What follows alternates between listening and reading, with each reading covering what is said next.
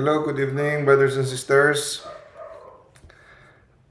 Good evening, Brother Jubik, Sis Yuyen, Sis Carol, Sis Dalia. So, nasa biyahe ka pala ngayon, Sis Carol? Sige. 7 o'clock na. Okay, let us start. Sinong sa inyo mag-volunteer ng opening prayer?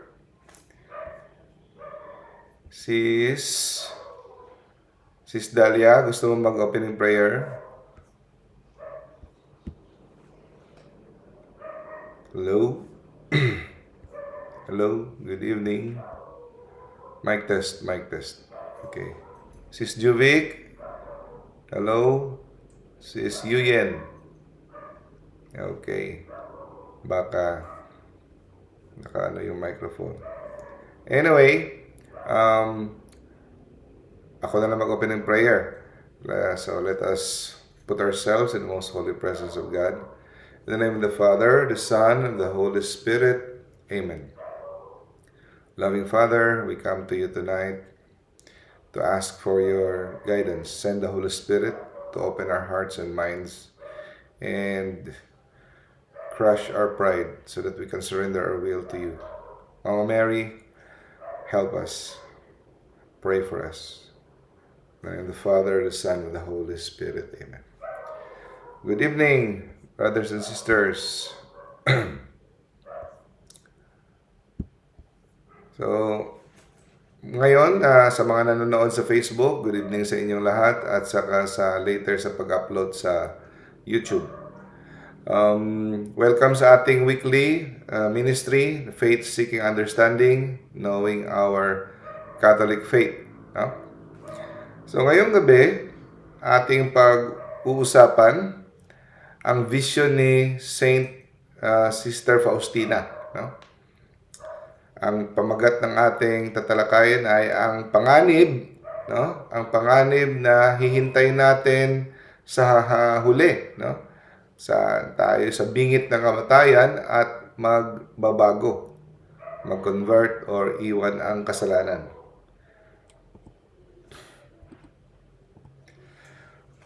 So isang araw sa mga diaries ni sinulat ni Saint Faustina, si Jesus pinakita sa kanya ang isang vision. Vision na para sa kanya, no, nakakagimbal. Na dahil sa vision na ito, ay umiyak siya ng 3 araw. No, hindi niya mapigilan, umiyak siya ng 3 araw. At sa tuwing pag-uusapan niya itong vision niya ito, siya ay nanginginig. Okay? Bakit kaya? Anong pinakita ni Jesus sa kanya? Nakita niya ang kaluluwa ng isang tao na sa bingit ng kamatayan, sa kanyang deathbed. Ano ang estado ng kaluluwang ito? At ang nakakabahala dito kasi ang taong ito ay hindi kriminal, hindi taong na winaksin niya ang Diyos. Siya ay ordinaryong Katoliko. No? Itong taong to ay nagsisimba, no? Tumatanggap ng komunyon, minsan nagdarasal minsan, no? At gusto niya ring seryosohin ang kanyang pananampalataya. Ngunit hindi lang siya nagmamadali, no?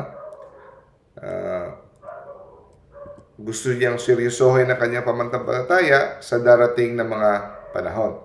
Okay. So nung nalaman ng taong ito na siya ay malapit ng mamatay, mga ilang minuto na lang mula sa kamatayan, no? Nagsimula na siyang mangamba, nagpanik ang kanyang kaluluwa. Kasi pag tayo pala ay malapit na sa bingit ng kamatayan, no? Ipinapakita sa atin ng Diyos ang katotohanan. Dito natin makikita, no, sa unang panahon kung ano talaga ang buhay, kung ano talaga ang totoong ang realidad, no? Hindi yung kung ano ang mga bagay na kinukumbinsi mo sa iyong sarili kung ano ang buhay. Kasi habang buhay tayo, bata pa tayo, minsan mayroon tayong mga um, na binubuong mga filosofiya tungkol sa ating pananaw sa buhay na ang buhay ay ganito. Pero pag tayo ay malapit ng mamatay sa bingit ng kamatayan, makikita natin ang pawang katotohanan kung ano talaga ang buhay. No? So lahat ng mga excuses natin, no, mawawala yan. So matatanggal yung kurtina, yung mga takip sa ating mata. Lahat yung mga justification natin, yung ini-excuse natin ang ating mga kasalanan, kung ano yung mga palusot natin sa ating sarili, no? Maglalaho lahat yan, no? Tapos makikita natin ang katotohanan at ang katotohanan ay nakakagimbal, no? Ang katotohanan ay nakakagimbal. Sa mga taong hindi handa, no? Sa mga taong hindi handa. So, makikita niya, no? They told themselves 1,000 times, I'll go to confession next month, no? So, ang itong taong ito na itong kaluluwa ng isang tao sa bingit ng kamatayan, nakita ni Saint Faustina, ay parating tinatanggihan ang panawagan ng Diyos. Yung panawagan ng Diyos, mga kapatid, hindi yung may megaphone o may microphone na malakas na maririnig mo. Ito ay mumunting parang ng whisper. No? Ito ay bulong. Sa puso mo na nararamdaman mo, I'm sure na-experience na yan. No? Yung dumaan ka, kita mo yung mahirap tapos may nagbubulong sa'yo, bigyan mo. No? Or mag-pray ka, kailangan mo nang magtigilan yung kaka-cellphone mo. Yung mga munting bulong na hindi natin ninineglect natin, no? Hindi natin pinapansin, no? So, ito yung taong parating nagsasabi, no? Magkukumpisal ako pero sunod na buwan na lang, no? Titigil ko itong ginagawa ko na hindi maganda pagkatapos na ng holiday, no? Magsiseryoso ako sa prayer kung natapos ko na tong mga project ko o nakalma na yung mga bagay-bagay. So, ito yung kaluluwa na nakita na. Parating may dahilan, parating may mga delay. Okay? At sinasabi niya parating sa sarili niya, no? At hindi lang ito nakakagimbal dahil tayo rin pwede din ganito, no? As Catholics, no? Kung makarelate kayo, sinasabi natin sa sarili natin, I am basically a good person, no? Decent person. Hindi naman ako pusakal, hindi naman ako sa illegal. Normal ako, basically good person. And sinasabi sa sarili natin, God understands my situation. Naintindihan niya, hindi man ako makasimba dahil ganito, busy ako sa negosyo, kung bakit ganito, bakit ko nagagawa ito, may mga relasyon akong ganito dahil nagkulang ako sa mga atensyon sa pamilya, so maintindihan ni Lord. Parating ganun, di ba? At hindi naman ako ganun kasing sama kumpara sa ibang tao, no? Hindi naman ako kasing kasama kagaya nila. Yun parati ang ginagawa nating mga rason. At ito yung taong yun. So, bawat taon, no? Excuse after excuse, delay after delay, no? Always tomorrow, but never today. So, di ba? Parang tinatawag ka ni Lord na tigilan mo na ang kaka-cellphone, mag-pray ka na, seryosohin mo na ang prayer, gumawa ka na ng disciplined prayer, bukas na lang, next time na lang. So, always tomorrow and tomorrow. So, napakadelikado yung, tapos yung kasalanan mo, may relasyon kang hindi maganda, o may mga bisyo ka, excuse after excuse, delay after delay. Always tomorrow, bukas na, but never today. Huh? Ngayon, sa kaluluwang ito na nakita ni Saint Faustina, wala nang bukas. There is only ngayong moment na ito, this moment.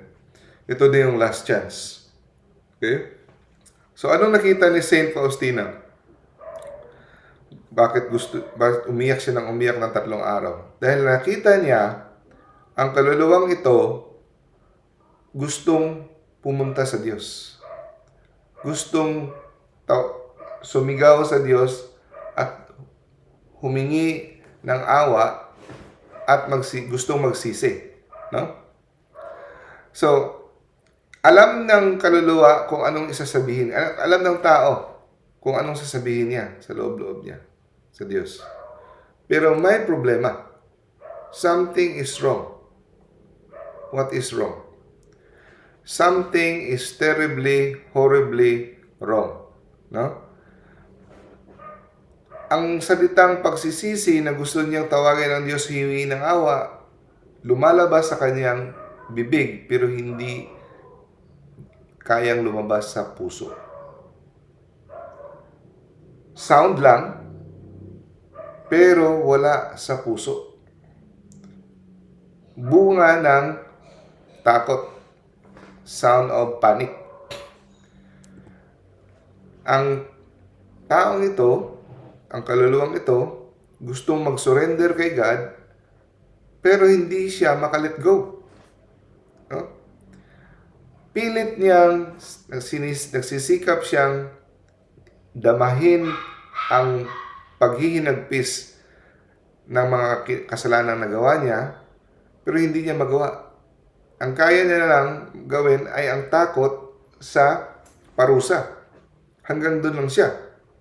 No? Ninanais niyang mahalin ang Diyos sa puntong iyon, no? Sa bingit ng kamatayan, ngunit ang kaya niya lang gawin ay mahalin ang kanyang sarili. So, bakit? Dahil buong buhay niya nasanay siya sa pag-resist, sa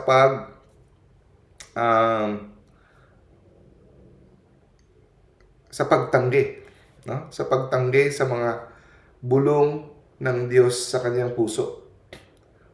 Yung bulong ng Diyos sa puso ay grasya yan, no? So, nagawa na ng kanyang kaluluwa kung anong nakasanayan niyang gawin. Ang parating pagtanggi. So, balik tayo sa slide na ito. No? Tries to feel sorrow, tries to love God. So, ang dinidescribe ko dito ay perfect contrition. Okay? Perfect contrition.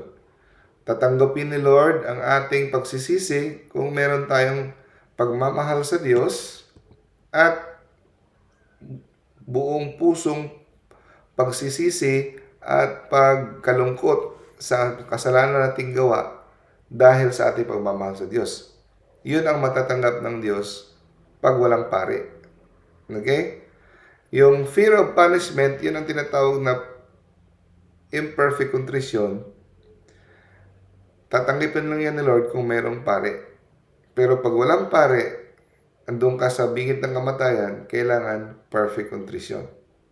So, hindi niya magawa ang perfect contrition. No?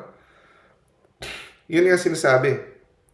Ang perfect contrition ay gift from God. Hinihingi yan. Araw-araw. Kagaya ng final perseverance. Hinihingi yan, grasya yan. Na marunong kang maghinagpis at malungkot sa kasalanan na gawa mo. So, kung hindi ka bibigyan ng grace na ganyan, hindi mo hinihingi, hindi ka sanay, kasi hindi ka sanay say ng act of contrition kada gabi, kada araw, mahihirapan ka pagdating ng panahon. Kaya nga parati sinasabi, you have to make an act of love for God every day. Act of faith, act of hope. Yeah. So, dito na-realize ni Saint Faustina at ng taong sa bingit ng kamatayan, no? Na every time the soul says later to the Lord, merong dahan-dahan tumitigas ang puso natin. So, kada tanggi pa lang natin na bukas na Lord, later na ako mag-confess, later ko na iwanan tong kasalanan, tumitigas pala dahan-dahan ang ating puso. Kada tanggi natin sa kanyang bulong. No?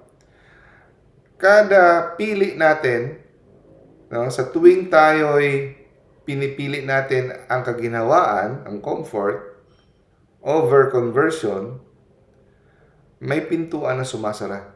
So, maraming pintuan pala yan na binibigay. So, kada tanggi natin, pinipili natin ang kaginhawaan, comfort, over conversion, a door closed. No? At sa tuwing ang kaluluwa ay nagpe-presume, no? Ano yung presume sa Tagalog? Presume in Tagalog.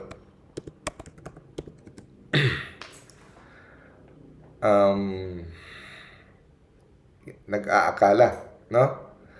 Pangahasang iniisip. Yun ang pero hindi talaga niya mabigay ang equivalent na meaning ng presume. Kasi sa theology, ang presume, sin of presumption. So, inaakala mo na ikaw ay okay. Inaakala mo na patatawarin ka ng Diyos. At akala mo, maiintindihan ka ng Diyos. Okay?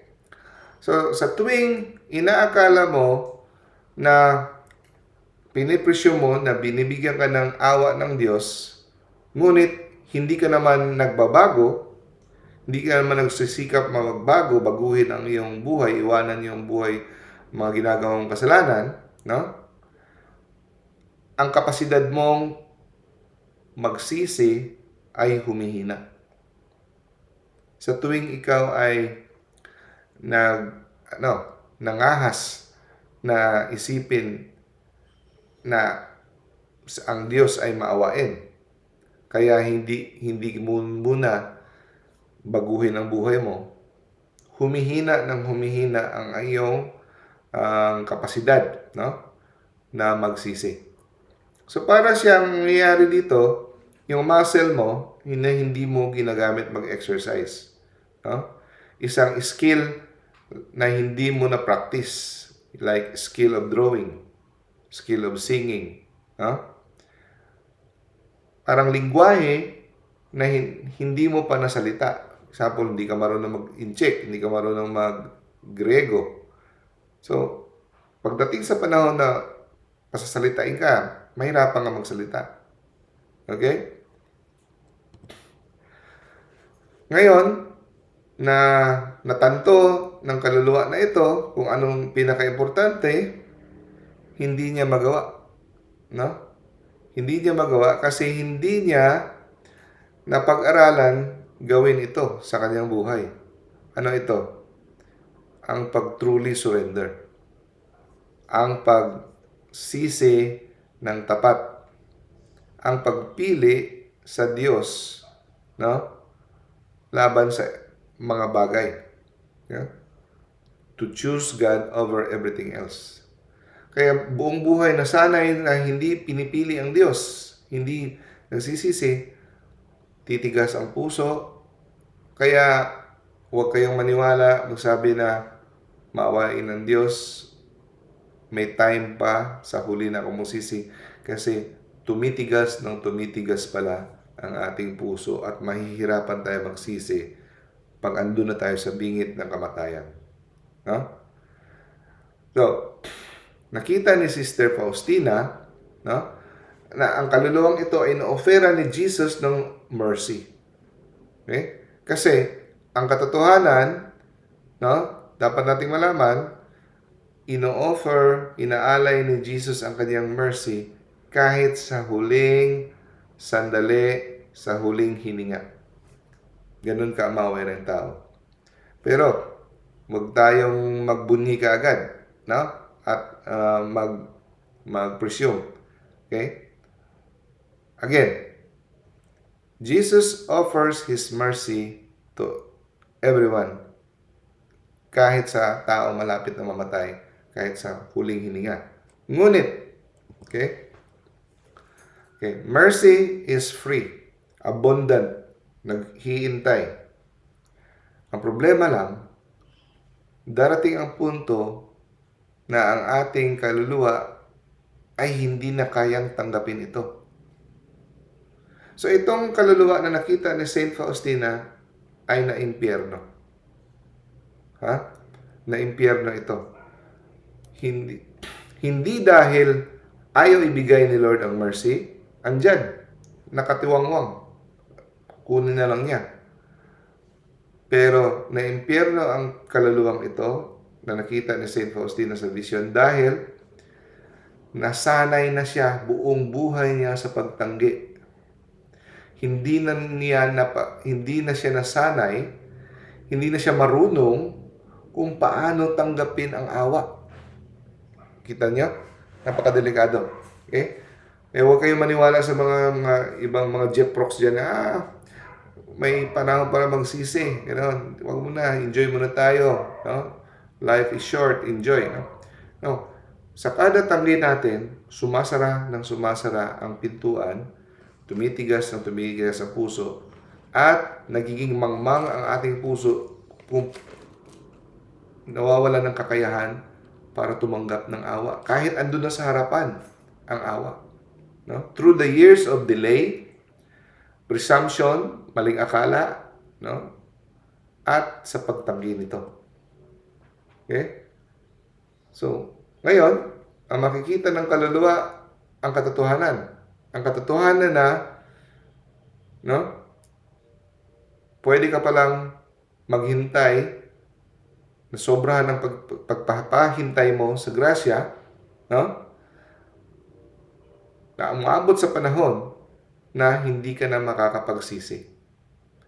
So, kung sa ano pa yan, habit forming, masyado na nasanay ang system mo, kagaya yung kaluluwa mo, pwede mo pala siyang sanayin, na ang automatic default niya ay gagawin kung anong nakasanayan niya. So, nasanay ka na sa pagtanggi hanggang sa huling panahon, no? Kung hindi ka bibigyan ng lightning bolts of grace ni God, ang mangyayari, ang tendency mo, magpupunta sa default yung kaluluwa mo. Pipiliin mo kung ano yung nakasanayan mong piliin. So, anong nakasanayan mong piliin? Yung sarili mo. Yung kaginhawaan. Yung kasiyahan. No? At ang awa ay hindi ka na marunong tanggapin ito. Okay? So when you desire mercy, but you cannot truly open your heart to receive it. Kasi nasanay mo ng sarado ang puso, hindi mo na kayang buksan. No? So ito ay turo nila ng simbahan. No? Hindi lang ito vision ni Saint, ito ay consistent sa turo nila ni Saint Alphonsus de Liguori. No? So, babalik ka sa default mo kung ano nakasanayan mo buong buhay mo. So kung kahit sa bingit na ng kamatayan sa huling hininga, oferan ka ni Lord ng salvation, ang kakayahan mong tumanggap nito ay mawawala. Hindi mo kayang tanggapin. Okay? Kaya huwag nating hintayin na mangyari yan. No? Hindi dahil ang grasya o ang kaligtasan ay binawi ni Lord at hindi niya binigay sa iyo. No, andyan pala yan.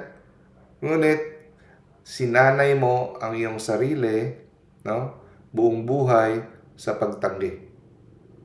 Yun ang nakakatakot. No? So, na kundina ang kaluluwang ito na nakita ni Saint Faustina, hindi dahil naubusan ng awa ang Diyos, dahil walang walang katapusan. Infinite ang mercy ni God. Walang katapusan. Hindi nauubos ang awa ni Lord. Ngunit, na-impyerno ang taong ito dahil hindi na siya marunong magtanggap kung ano yung binibigay. Tapos, ang nangyari, pinakita ni Jesus kay Saint Faustina, binalik siya sa years back, ilang taon ang mga lumilipas, kung paano humantong sa sitwasyong ito, na kung bakit tumigas ang puso ng taong ito, hindi na siya marunong tumanggap. Okay? So, pinakita ni Jesus na ang taong ito dati ay nagsisimba. Alam niya ang pananampalataya.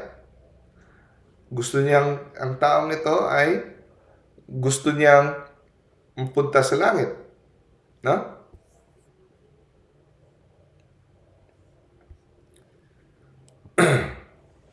Tapos, gusto niya rin, gusto niya mapunta sa langit, ngunit hindi lang siya handa ngayon.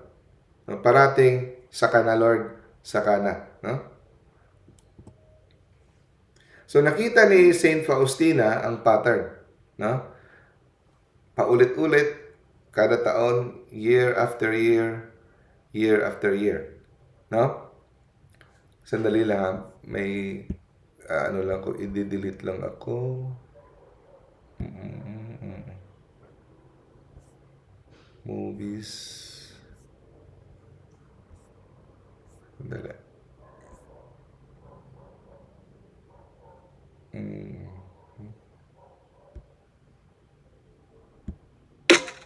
Okay.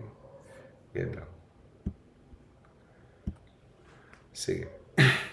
So, nakita ni Saint Faustina ang pattern sa kaluluwang ito. Kada taon, no?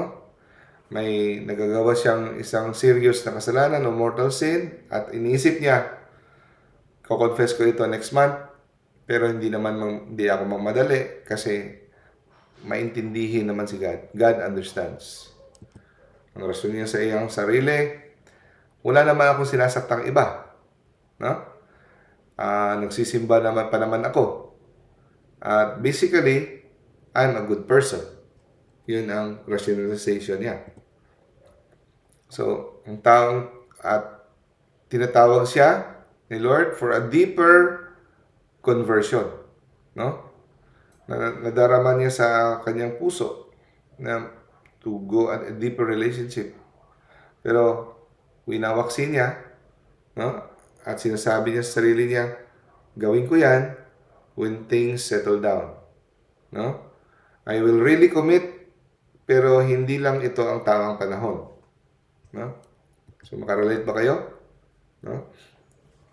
So, ang taong ito nagsisimba, pero hindi kada linggo, yung sapat lang na hindi siya makonsensya. No? Nagdarasal siya, pero hindi parati. At hindi rin ganun kalalim. No? Nagbibigay sa charity, no? Hindi sacrificially, pero basta may nabibigay lang. So, ginagawa niya ito para ma-maintain lang ang kanyang identity na believer, pero ginagawa niya lahat ito na hindi siya maalintala ang kanyang kaginhawaan. Hindi maistorbo ang kanyang kaginhawaan. Wala siyang tinatawag na total surrender to God. So, ito yung taong example of a lukewarm na mamangka sa dalawang ilog. No? So, gusto mong mag-enjoy sa mundo at gusto mo ring makuha ang kaharian ng langit.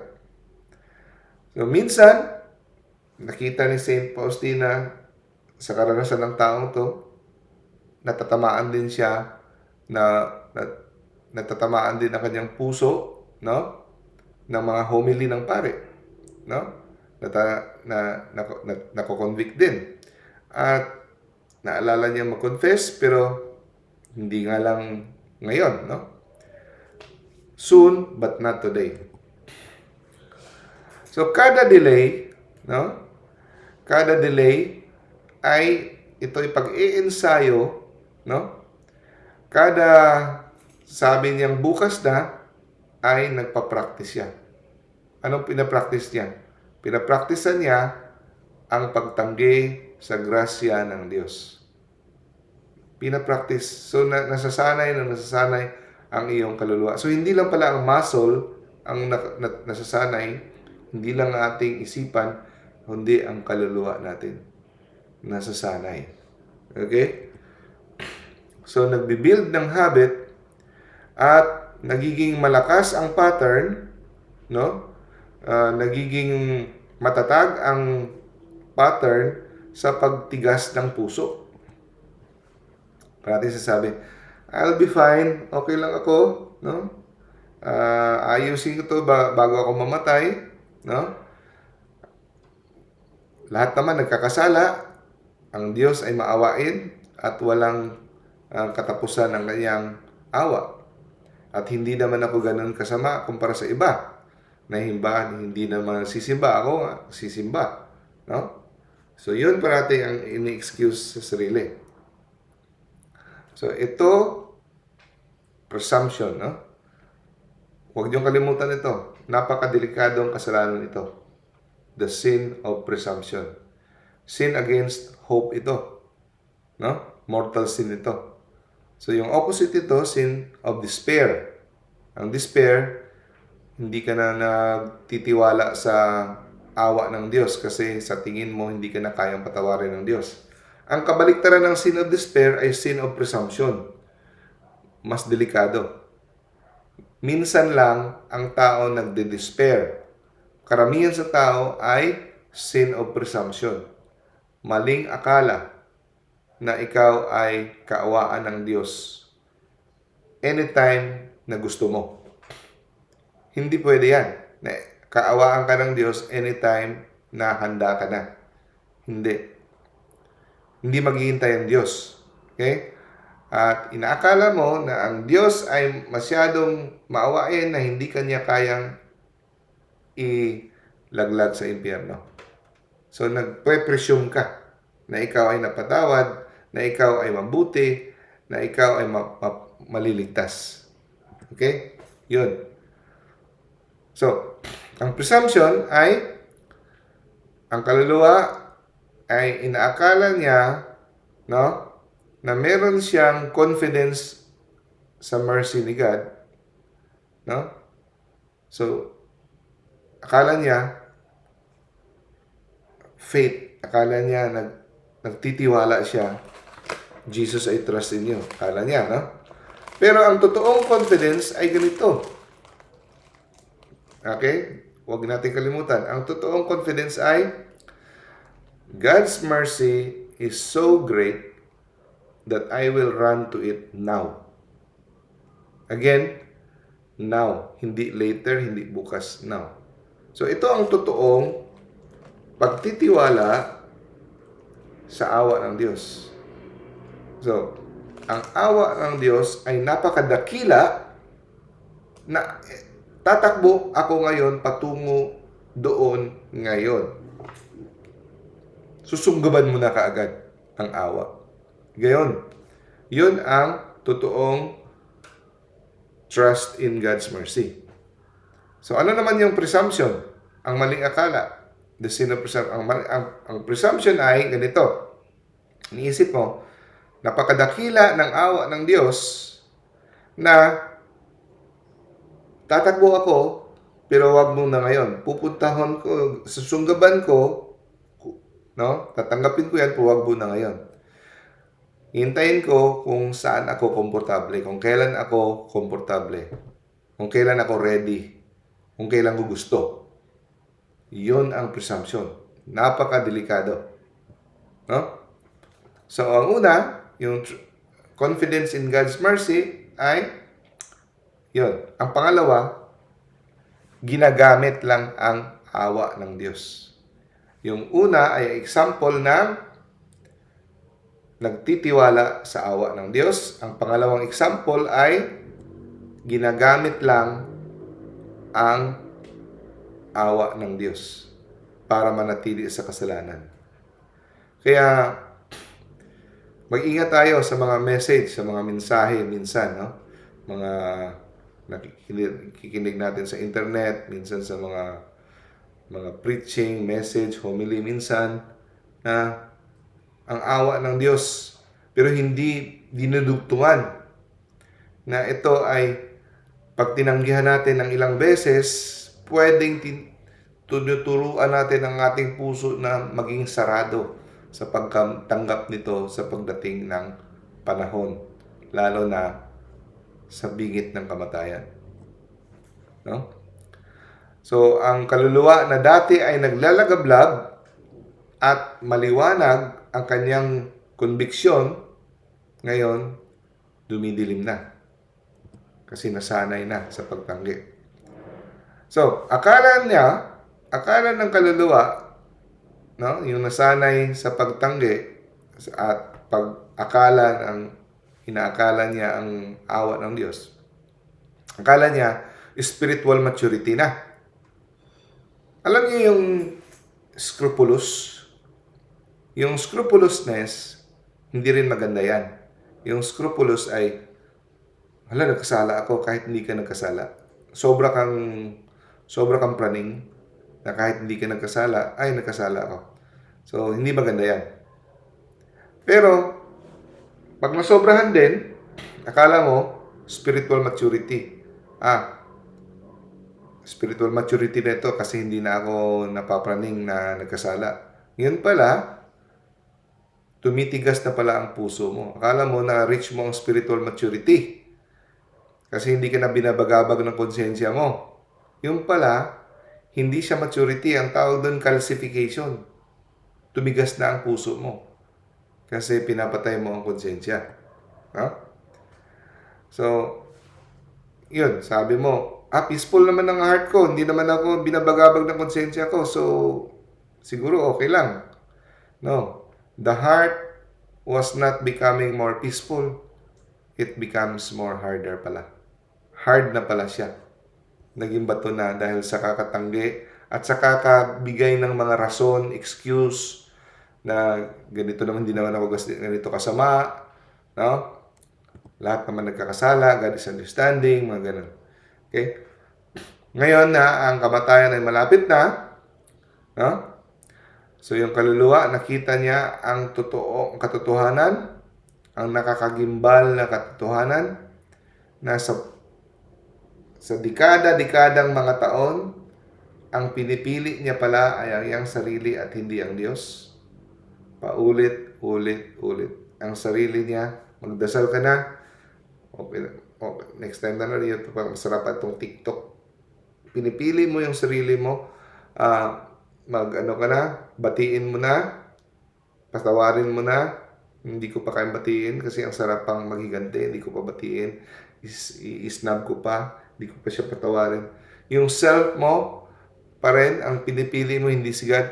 So, kada tanggi mo sa mga paghihimok ni Lord, sa mumunting paghihimok sa puso mo, tinatanggihan mo ang grace, ang mga bulong ng Holy Spirit, tumitigas ang puso mo. No? Ngayon, sa bingit ng kamatayan, ang gusto ng kaluluwa, dahil gusto niya maligtas, gusto niyang pumili sa Diyos. Kasi nakita niya ang realidad kung gaano ka ganda ang Diyos. At kung gaano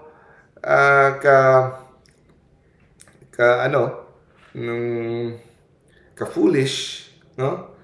Walang saysay ang mga lumilipas na mga kasiyahan sa mundo.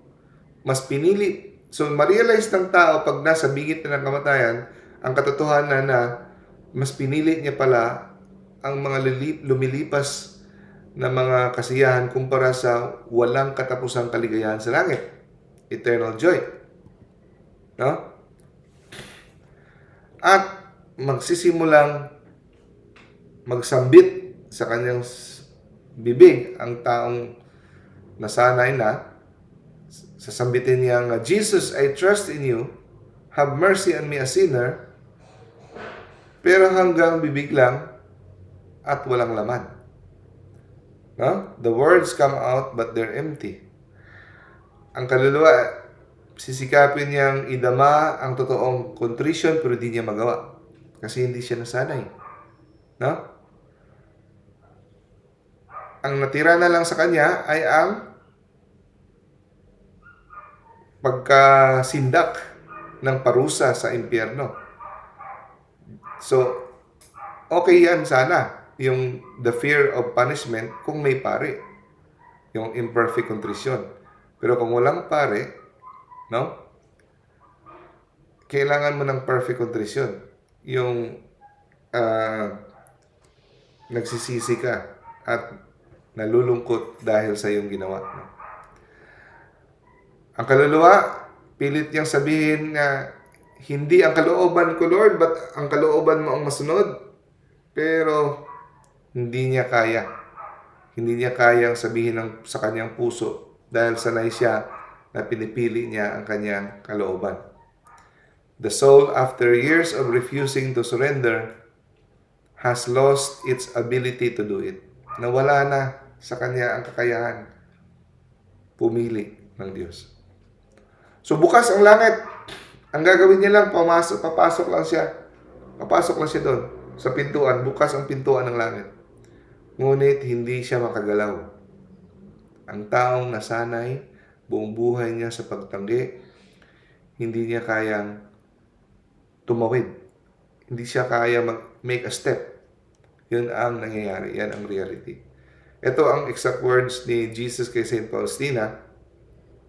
Even though my mercy is offered to the very last moment, if the soul cannot truly receive it, no, kahit ino-offer niya pero hindi kayang tanggapin ng tao, if the soul has made itself incapable of a genuine contrition. Kaya hindi madali. Akala mo, magsisisi lang ako, gawin ko lang to, papasa niya kasi magsisisi lang ako. Hindi mo kaya turuan ng puso mo ang iyong kaluluwa na magkaroon ng genuine contrition bigla-bigla. Tinitrain yan. No?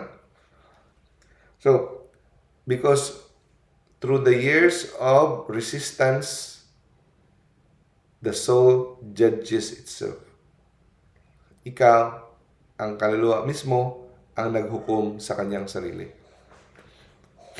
Again, na-impyerno ang tao yon, hindi dahil naubos yung awa. No? Ang awa andun, infinite, free.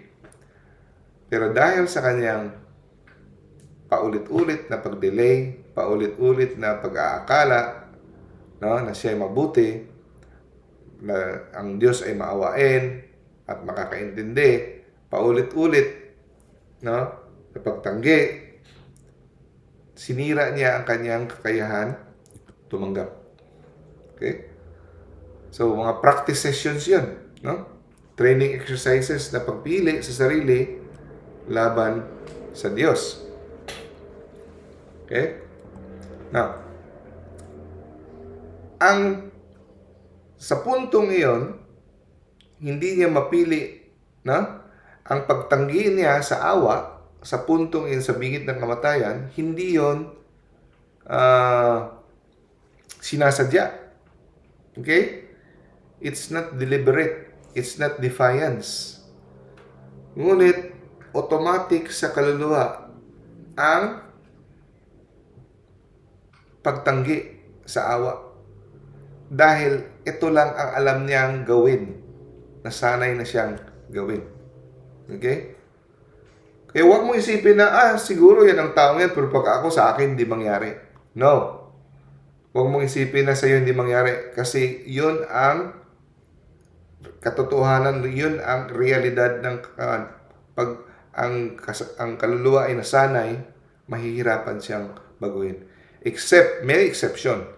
Kung may nag-pray sa iyo na grabe o na may binigay si Lord ng lightning bolts ng grace na natanggap.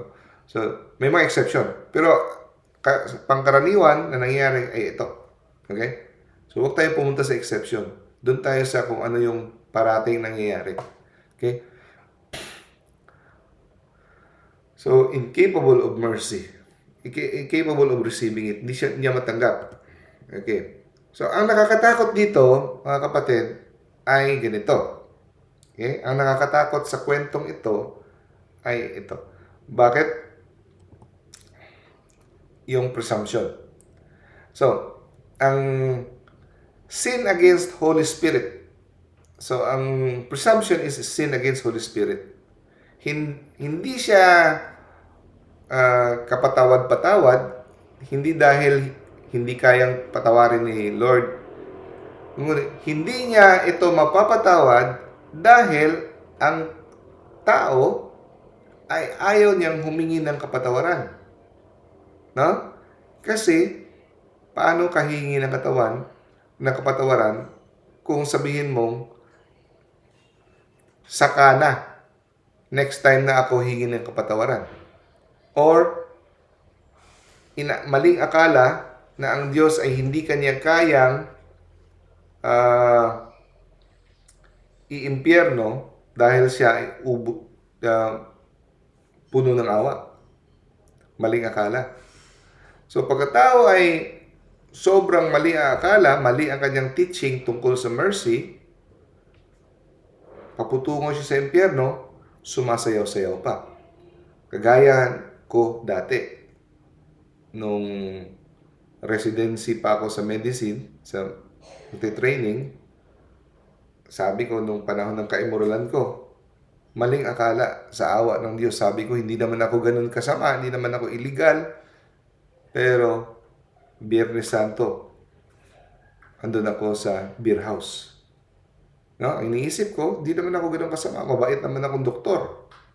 Sa panahon ng, buti lang hindi ako pinatay ni Lord sa panahon yon. No? Maling akala. Walang katigisin, hindi ko alam kung ano ang totoong principles about salvation. Okay? Nagpe-presume ako na si Lord because I received Jesus Christ as my Lord and Savior. I'm sure na. And then, hindi naman ako kriminal. No? So, yun ang problema. Incapable, but because the sinner is incapable of seeking forgiveness. Kaya napakadelikado ng sin of presumption. Ang nakakalungkot, ito ay pinipreach parati. No? Na hindi ini-explain kung ano ang mercy ni God. No? So, bakit mapanganib ng sin of presumption? Kasi nagdi-disguise ito as faith. At nagmamaskara ito ng tiwala. Tiwala sa awa ng Diyos. Nagmamaskara. At pagpakinggan mo ito, spiritual. It sounds spiritual, nagko-quote pa ng scripture sa Bible about mercy. At it talks about God's love. Kaya napakapanganib. No? Pero lingid sa lahat, nilalason ang kaluluwa. Okay? So, ang totoong confidence sa mercy ni God from the Secretary of Mercy itself, Saint Faustina, she is the authority about God's mercy. Ito, ang totoong confidence in God's mercy. God's love is great. His mercy is so abundant that I will run to Him now, immediately, now, with everything, with my sin, my shame, kahihiyan ko, kasalanan, lahat, dalahin ko, bigay ko sa Kanya, surrender ko, my brokenness, wala akong itatago kahit ano, I hide nothing, I trust Him enough to surrender completely right now. Yun ang trusting in God's mercy. Wala kang itatago at ngayon na. No? Ano ang presumption sa God's mercy? God's love is so great. His mercy is so abundant that I can deal with my sins later. I can keep this one a little longer. Sige na. God will understand. God will forgive me when I go to Him. His mercy is infinite. So, hindi naman tayo kailangan magmadali. Yon ang presumption of God's mercy. So, kita niyo yung difference? Ang isa, tumatakbo patungo sa mercy. Ang isa, ginagamit ang mercy para manatili sa kasalanan. Sad to say, maraming preacher ang nag-preach ng ganon. Okay? So, true confidence is a sprint towards grace. Sprint ka. Presumption is comfortable na paglalakad patungo sa impyerno. No? Naniniwala ka na ang mercy is always available kung kailan mo gustong gamitin ito. Nang sabi ng Council of Trent sa sin of presumption, example ng ang pag-describe ng Council of Trent sa sin of presumption ay expecting salvation without true repentance. Counting on mercy, na-expect ka ng mercy, pero hindi ka naman tumatanggi ka namang baguhin ang iyong buhay. Tinatrato mo ang grace ni God para as a permission to continue in sin. No? So, ang attitude ng nagpe-presume ay, I can have God and my sin also. Pagsasabayin mo si God at ang kasalanan. I can be saved and stay comfortable. No? I can keep what I want and still get what I need. Yun ang iniisip. Pero ito ay isang patibong, trap. It feels like fate. No? At hindi mo naman nadarama na nire-reject mo si God. No? Kasi hindi mo siya napapansin kasi napaka-suabe. No? It doesn't feel like you're rejecting God. No? Ang dito, ang kaibahan lang ay akala mo you can manage the timing. Ikaw ang kung sa Bisaya pa, ikaw yung magbuot. Ikaw yung magko-control kung kailan mo gusto mag-convert. No? Ang timing. I want to change, Lord. Not yet, Lord. I'm not yet ready. Yun parate. No? This is not the right time. Anong sabi sa Hebrew chapter 3 verse 15? Today, if you hear His voice, yung voice hindi megaphone, microphone, konti lang yan sa puso. Mga nagsasabi sa atin, do not harden your heart as in the rebellion. Sabi sa 2 Corinthians chapter 6 verse 2, behold, now is the acceptable time. Now, behold, now is the day of salvation. Pag narinig mo siya, tinatawag ka, respond ka agad. Hindi mo tanggihan, hindi ka mag-presume na may bukas pa. Okay? Kasi, parati na sasabi, pagkatapos na ng bakasyon, after this season, after ng relationship na ito, or after ma-enjoy ko ito a little longer, pa-enjoyin mo muna ako a little longer, Lord. No? After. Okay? So, kada after natin is an act of presumption. Okay? Kada sabi natin, saka na Lord, is an act of presumption. Okay? Okay. God's mercy is infinite. True. Yes. God desires the salvation of every soul. True. Jesus offers grace after the very last breath. No? Kahit sa hanggang huli ng sandali, huling hininga, ino-offer niya. True. Okay? Ngunit, ang mercy para tanggapin natin, nangangailangan ng minimum genuine openness para makatrabaho ang mercy. Minimum requirement, bukas tayo. So, kailangan, ang grace, infinite, yes, walang limit, pero dapat ang gusto ni Lord, nanaisin mo siya, gustuhin mo siya, you want it. No? Dapat ang contrition must be real and must be sincere. Okay? At dapat mas i-desire mo si God more than you desire your sin. No? Mas dapat i-desire mo siya. Dapat huwag mong kalimutan na you are here in this world to know God, to love God, and to serve God, not to enjoy.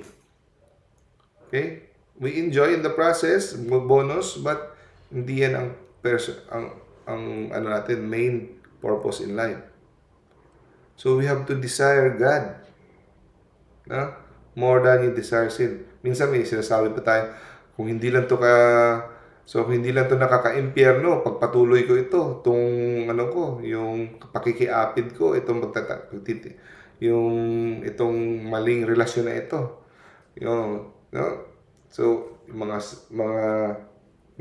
illegal o mga kasi nasisiyahan ka at nakakalimutan mo na si Lord. Ang gusto mo lang pumunta sa langit dahil sa kasiyahan, hindi si Lord. Nakalimutan mo na ang buhay mo ginawa ka for the Lord. Huh? So, pag sinanay mo ang sarili mo na pinipili mo ay sin over God, to delay His instead of surrender, to presume instead of repent, no? Darating ang panahon na sisirain mo ang iyong kakayahan sa paggawa ng genuine contrition. Ano yung genuine? Totohanang pagsisisi. Pwede mo palang sirain ang kakayahan sa pagsisi. Ha? Alam niyo yung refeeding syndrome? Yung refeeding syndrome, yung mga panahon, yung mga ginugutom sa concentration camps. Alam mo ba, ilang taon silang hindi pinakain, konti lang. Tapos pag binigyan mo ng pagkain, bigla yan, mamamatay sila. Kasi ang sarili nila, no? A person na nagutom ng ilang taon, hindi tumatanggap ng pagkain, masisira ang digestive system na hindi na siya maka-process ng nutrisyon, ng food. So pag binigyan mo siya ng pagkain, kumain siya, gusto niya kumain, pero hindi na ma-absorb, mamamatay siya. Okay? Kaya dahan-dahan lang. So, ganoon din sa atin. Ilang taon na sanay ka nang tumatanggi at tinatanggihan mo ang pagkain ng Diyos, ng grasya, darating ang panahon na hindi mo na kayang i-process. Hindi ka na kayang tumanggap ng nourishment, ng mercy. Anong sabi ni St. Jerome? Ito yung sabi ni St. Jerome. Sa 100,000 katao na mga makasalanan na nagpapatuloy, matigas ang ulo, nagpapatuloy sa kanilang kasalanan hanggang sa huli, mabuti na lang kung merong isa ang maliligtas. Kaya, okay na, huwag niyong kalimutan ito. Huwag kayong umasa ng deathbed conversion. Nangyayari yan, pero minsan lang.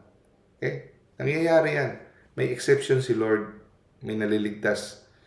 Gaya ng kwento ni St. John Vianney, yung tumalon sa bridge. In between the bridge and the water, bago siya na tumama sa tubig, nakapagsisi siya. Mga exception to the rules yan. Huwag niyong gawing normal. Minsan-minsan na mangyayari yan. Kaya huwag kayong mag-presume. Ang sabi ni St. Jerome, out of 100,000 sinners na nagpapatuloy sa pagpapakasala, hanggang kamatayan, mabuti na lang kung mayroong isang magbabago. Karamihan hindi nagbabago. Okay. So, ang nakakatakot dito, kasi ang example na pinakita dito ng kaluluwang na impyerno ay hindi atheist. Hindi taong iwinaksi ang kanyang pananampalataya. Siya ay isang Katoliko na nagsisimba. Alam niya kapamananampalataya, pero siya ay nawala nakundina dahil sa presumption. Okay? So, isang tao na in-examine niya ang kanyang conscience every week. Nakikita niya ang parehong kasalanan, linggo-linggo, pero wala naman siyang ginagawa para magbago. Parehong kasalanan, inuulit-ulit. Or someone na kinukumbinsi niya ang sarili niya na disente naman siya, di naman siya ganun kasama kumpara sa iba. Hindi sila obvious sinners. Ang nakakatakot dito kasi hindi mga obvious sinners. Pwede itong tayo. Okay? Kahit ako, natakot ako sa mensaheng ito. Pwedeng ako, ikaw, anyone who considers themselves faithful. Tayo ang pinaka-vulnerable sa presumption dahil nagsisimba tayo. Pwede natin gawing kampante ang ating sarili. Okay? Mercy is infinite. Totoo yan. Ngunit ang time ay hindi. May limit ang time. So, ang mercy hanggang mayroon tayong hinanga, andyan siya. No? God never stops reaching out His hand. Parating nire-reach out ni God ang kamay niya sa atin. Pero, pwede tayong mawalan ng kakayahan para hawakan ito. Hindi dahil si God ay cruel, pero yun ang katotohanan kung ano ang free will. Yun ang nature ng free will. Kasi, ang free will natin, may kakayahan tayong pumili. Si God or ang ating sarili. At darating ang panahon na ang pagpili kay God ay magiging imposible na. So, anong nangyari sa magnanakaw, the good thief, si Saint Dismas?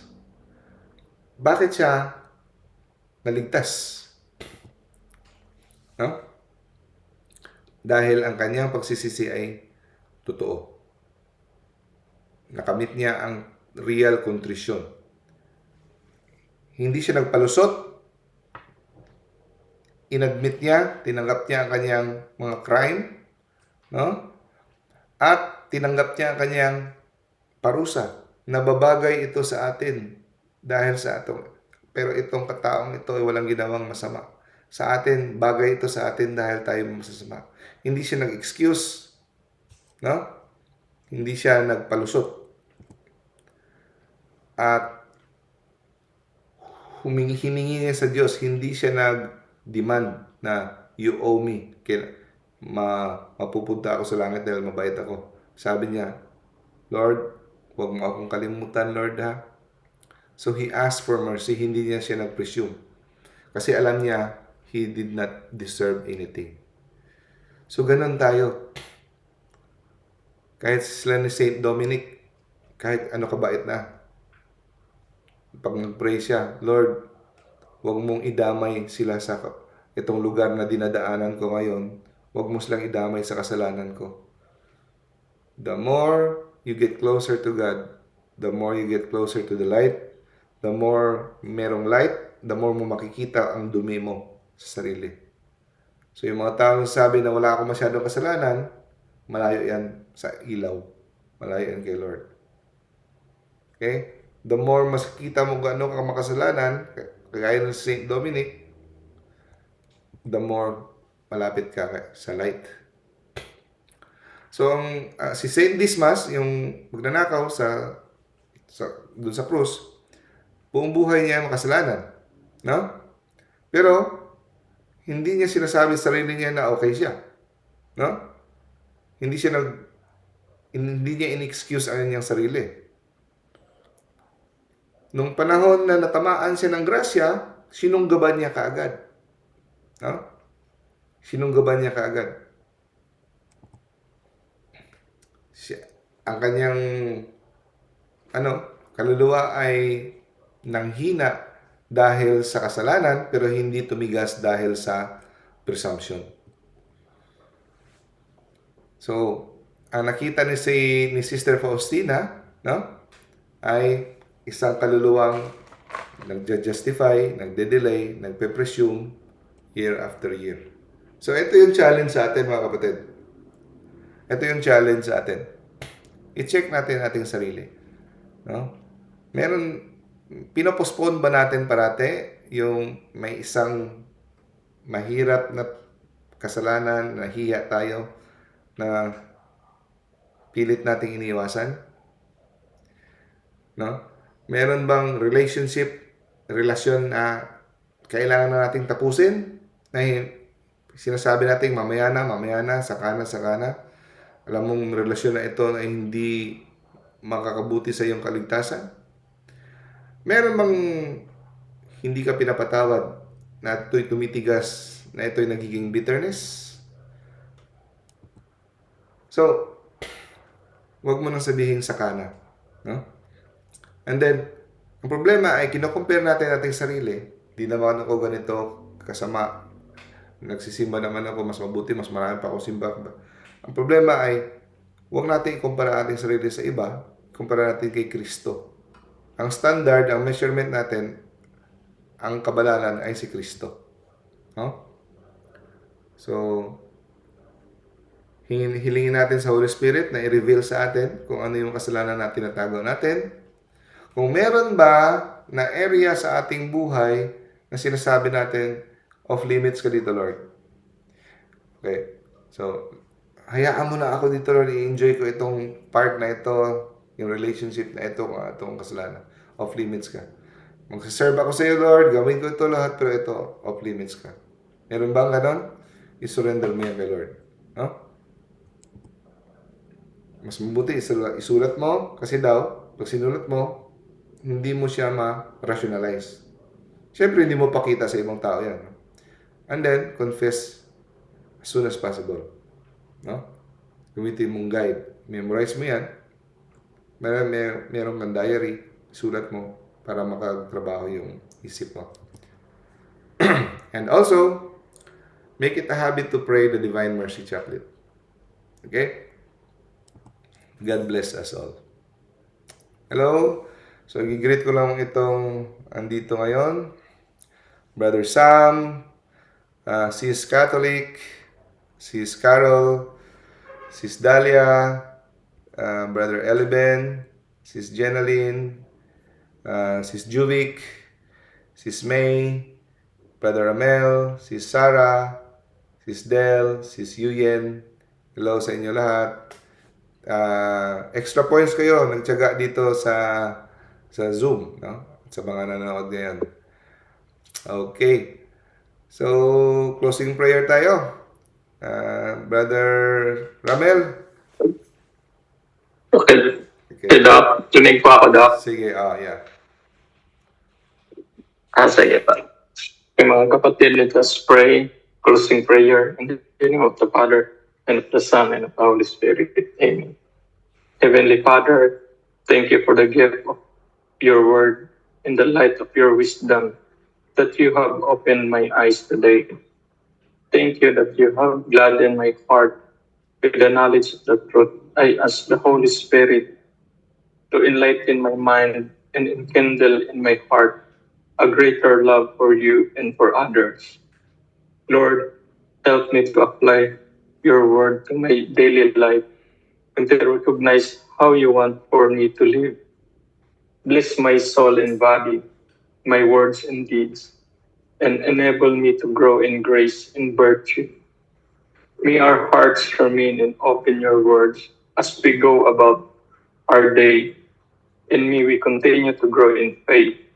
We ask this through Christ our Lord. Amen.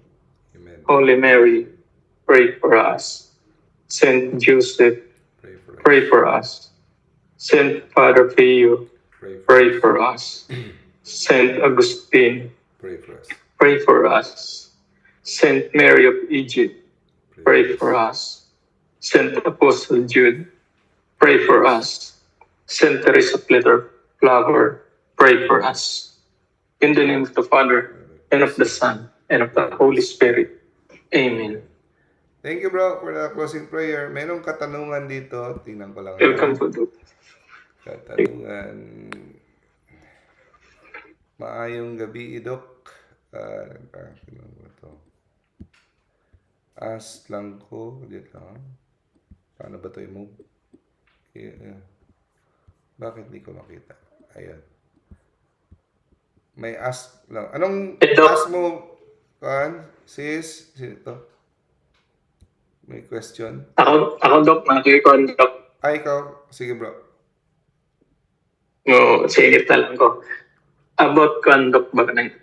Kung tayo nang umpisal na ka Doc, na-confess mo na yung nung basta matagal ka na nag-confess tapos may isang mortal sin na hindi mo siya na-confess. Pero sincere ka na, nakalimutan mo talaga siya. Pero pinaalala sa'yo siguro ng Diyos or ng kalaban o si ano ba, na may isa kang kasalanan na mortal na hindi mo na-confess, na nabanggit talaga. Pero ano ba yun, Doc? Iulit mo siya, iulitin mo, i-confess mo pa rin siya ulit kasi mortal siya. Or credit to yun siya. So, pag inosente ka talaga, sincero ka talagang, wala ka talagang tinago, sinabi mo talaga lahat, pero may isang mortal sin na nakalimutan mong sabihin during confession, minsan dahil nagmamadali, minsan kung ano-ano dyan, nakalimutan mong sabihin, pero wala kang intensyon na itago siya, buong innocent ka talaga, pwede ka mag-communion. Hindi ka kailangang bumalik ka agad, no? Pwede ka mag-communion. At sa next mo na confession, like next month, no? Isabihin mo yung nakalimutan mo. Pero allowed ka mag-confession kasi hindi mo namang intensyon na ikubli. So yun lang, pag may ikinubli ka, sinadya mo ikinubli, yun, mortal sin yun, sacrilegious confession, at saka invalid. Pero as long honest ka sa iyong sarili na hindi mo kinubli, pwede ka pa rin mag communion. Communion. Sige, but Meron ding nagtanong sa akin, thank you po, Doc. dito ko na lang sasagutin doon sa YouTube, may tanong sa akin. Yes. Meron siyang mortal sin, tapos naghingi na siya ng nagrepent siya, nagsisi siya sa sarili niya, tapos naghanap siya ng pare, walang pare. So sa simbahan, tapos mag-attend siya ng misa.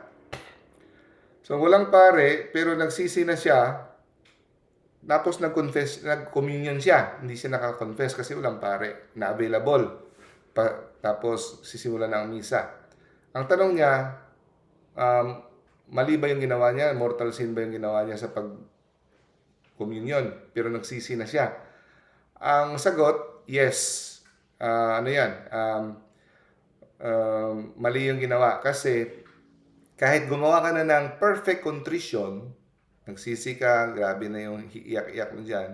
Pero hanggat hindi ka nakatanggap ng sacramental confession, hindi ka pa rin pwedeng tumanggap ng sacramental communion. So, ang gagawin mo lang, pag ikaw ay gumawa ng perfect contrition, ang magagawa mo is spiritual communion lang. Hindi ka mo na pwede, kahit sa tingin mo, pinakitaan ka pa ng anghel na ang kasalanan mo ay na patawad, hindi ka pa rin pwedeng tumanggap ng sacramental communion kung hindi ka nakatanggap ng sacramental confession. Okay? Sis Catholic, meron kang question? Ito pa itong natatabunan. Yan. Dok, pwede ba hindi mag-Eucharistia? Alam ko mabigat sa puso ko na may samang loob ko na hindi ko po na-confess sa pare o mag-Eucharistia ako. Yes. Sa tingin mo, kung meron kang mabigat na kasalanan na mas mabuti pang hindi ka mag-confess. Hindi ka magtanggap ng communion. To be safe. Like for example, may bitterness ka. Sa isang tao, hindi mo na papatawad, pwedeng huwag ka munang mag-communion. Pwede ka naman magsimba na hindi mag-communion. Pero mas maganda talaga makapag-communion ka. Yun nga lang, dapat handa ang sarili mo. Handa ang kaluluwa mo. Okay? So, hindi ka makakasala kung magsimba ka na hindi ka mag-communion. Okay? Magkakasala ka lang kung sa isang taon, hindi ka talaga na-communion sa isang taon. Yun ang rules natin. Pero kung sa tingin mo, wala ka namang mortal na kasalanan, ini-encourage tayong mag-communion as often as possible. Okay? So, wala nang tanong. Thank you, brothers and sisters, ha? Thank you din, Doc. See you next week.